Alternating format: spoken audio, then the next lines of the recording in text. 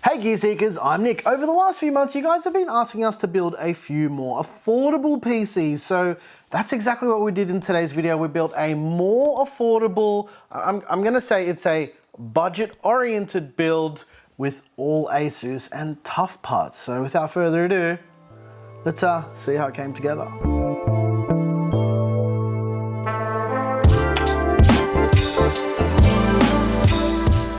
As a little bit of a caveat for this video, it's not sponsored. However, ASUS did send us all the parts minus the CPU. We already had the CPU, but yeah, they did send the case, the RAM, the cooler, the GPU, everything for this build, so we could really try and get that more affordable PC cracking. So you can thank ASUS for this idea, because this was actually their idea. So without further ado, let's build.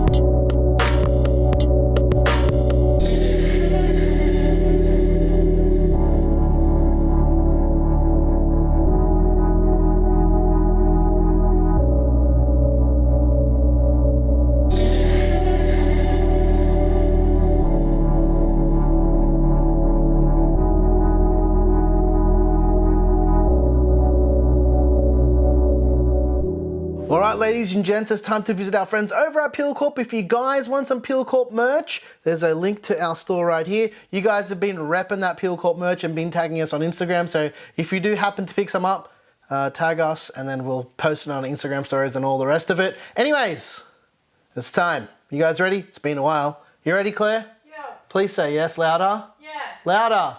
No. Okay. Alright, here we go.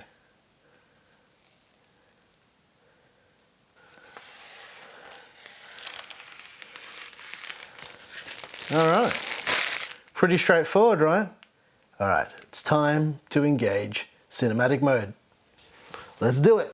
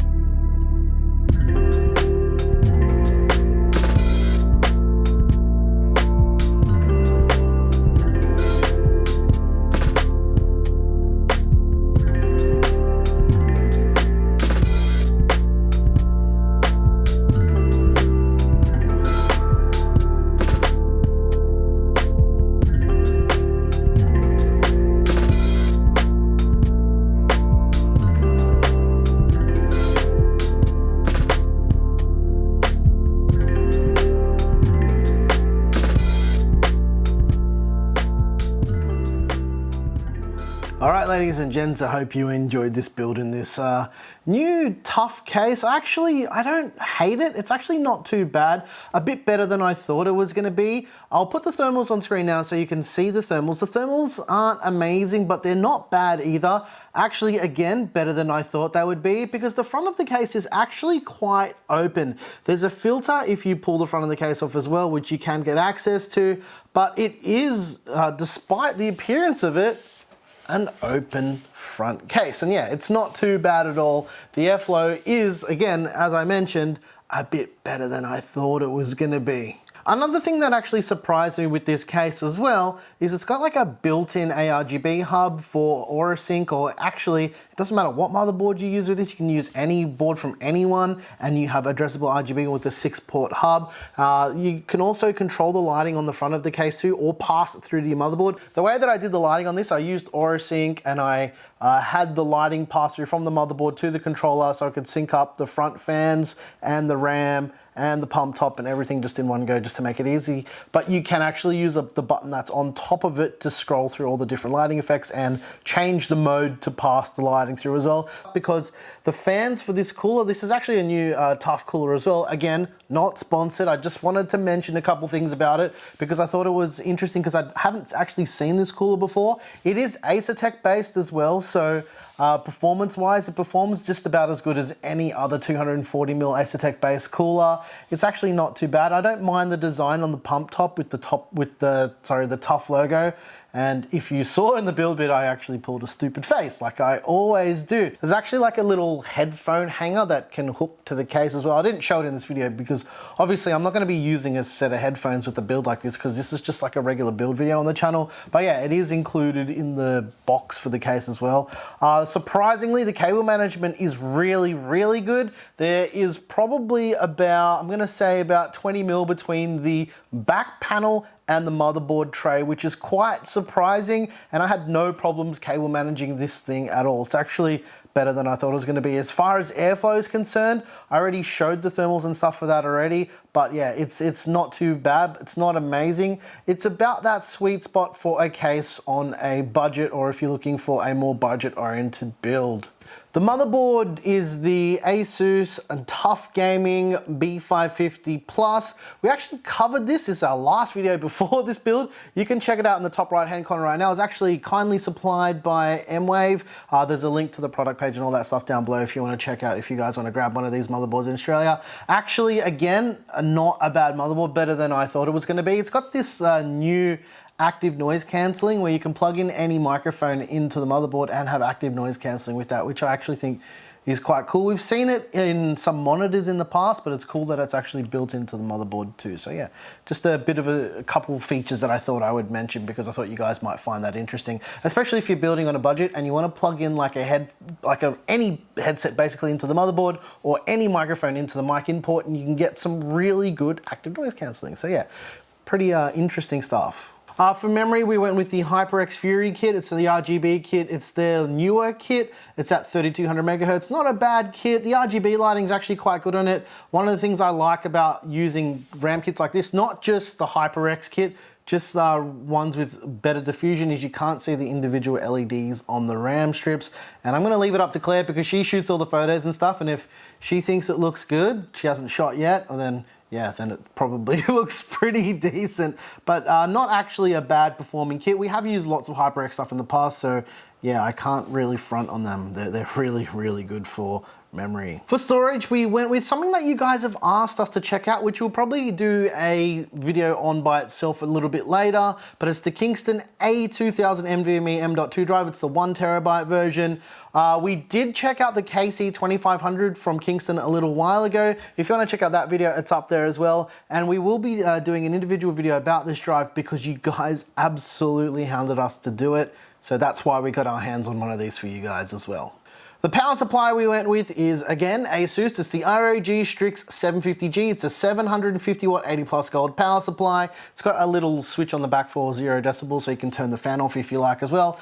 Yeah, it seems to be okay. Obviously, I haven't used it for that long, so I'm not going to be an expert on it, but so far so good. It's fully modular as well, and yeah, I think they're actually getting quite affordable with their power supplies now. And like me, when we do builds like this, I like to use as many parts that are the same from the same manufacturer. I don't know, it just gives it that vibe, that look, that aesthetic. And a lot of people go for that when they're building their PCs as well. And with that said, we went with the TUF Gaming RX, a 5600 XT. It's the Evo edition. It's got the revised cooler. It's got this little RGB light strip on it. The only thing I don't like about this GPU is you can't change the lighting on that strip. It's a little bit frustrating, but other than that, it's fine. It's actually quite a quiet GPU too. I actually use this GPU in our testing pool for our RTX 3000 content that we got coming out really soon, which we're not allowed to release yet. So you will see all of the benchmarks from this GPU in those videos because